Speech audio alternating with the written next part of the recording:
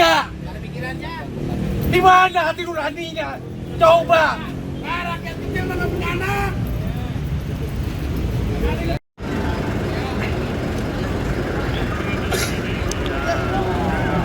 Trayek baru bus ini Pak, pertimbangannya Pak mungkin? Jadi ini kan bukan trayek baru, ini kan trayek yang sudah lama, yang sudah diinisiasi sejak pemerintahannya pada waktu itu Bang Pepen dan Mas Triadianto.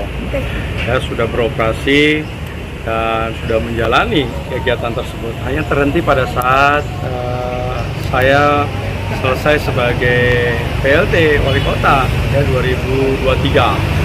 Nah, tentu kita melihat bagaimana permintaan warga masyarakat dan juga perkembangan kota yang ada. Ya, makanya trayek ini kan melewati stasiun Kranji, melewati stasiun Bekasi, dan stasiun Bekasi hari ini sudah naik update ya menjadi salah satu stasiun yang sibuk ya, terutama untuk perjalanan yang dari luar kota.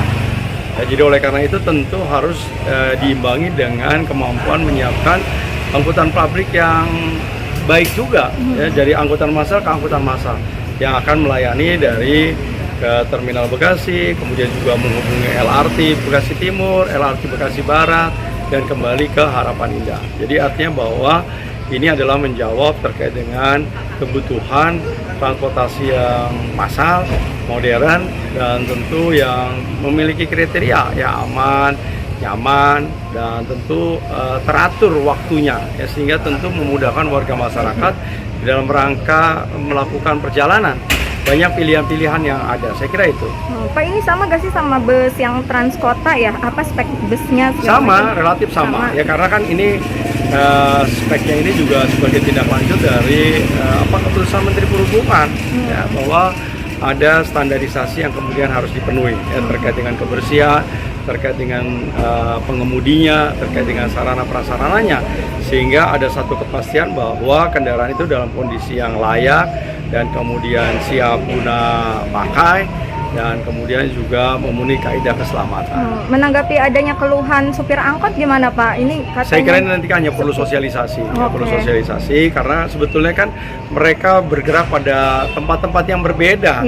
Ya, K02 paling ketemunya hanya sampai dari timur sampai ke Sudirman. Setelah itu dia ketemu lagi nanti kembalinya dari stasiun ke terminal ya. Jadi saya kira hal-hal tersebut saya kira hanya ada ketakutan saja bahwa nanti akan ada satu pengurangan, tapi justru ini adalah memunculkan tumbuhnya penumpang baru gitu loh, yang dimana beralih dari kendaraan pribadi atau dia malah menggunakan kendaraan yang hari ini apakah yang lebih relatif lebih mahal walaupun memiliki aksesibilitas yang lebih baik ya, seperti Grab, Gojek, dan lain sebagainya. Nah ini kan kata supir angkot kan benturan pentrayeknya, terus ada rekrutmen juga kan seperti kayak Jaklingko modelnya segitu Pak? Kalau saya kira kan perbenturannya juga kan hanya beberapa trayek saja, dan itu tidak dari awal sampai tujuan. Saya kira penumpang akan banyak pilihan-pilihan ya, dan pemerintah adalah menyiapkan menunya ya. Sama dengan kita jualan di pasar, ada yang jual cabai juga jual cabai sama-sama cabai. Ada yang restoran sama-sama jual, ya tinggal menunya saja. Oh ini ada menu Transpatriot, ada menunya angkot. Saya kira tinggal bagaimana hari ini mereka bisa bersimplikasi, bisa bersama-sama. Ya karena jumlahnya juga nggak banyak. Karena cuma hanya 9. Tapi ini ada satu potensi kepedulian pemerintah daerah bagaimana salah satu transportasi kota yang besar itu ya harus dengan public transport.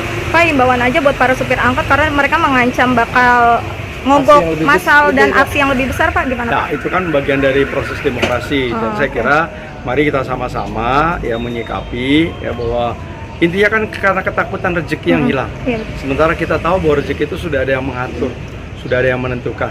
Ya mari kita berpikir secara baik, dan kalau angkot kan bisa di setiap waktu, di setiap shelter mereka bisa mengangkat dan mengangkut dan memberhenti. Kalau ini kan hanya pada shelter-shelter tertentu saja, dan jumlahnya hanya sedikit, cuma 9. Bayangin dalam 1 jam berapa sih yang bisa dilayani oleh bis Transbeken ini. Tapi ini adalah satu bentuk bagi pemerintah harus hadir juga melihat, mendengarkan apa yang kemudian hari ini diinginkan oleh warga masyarakatnya. Ada proses rekrutmen nggak sih Pak, kayak Jaklingko gitu Pak, supirnya Pak?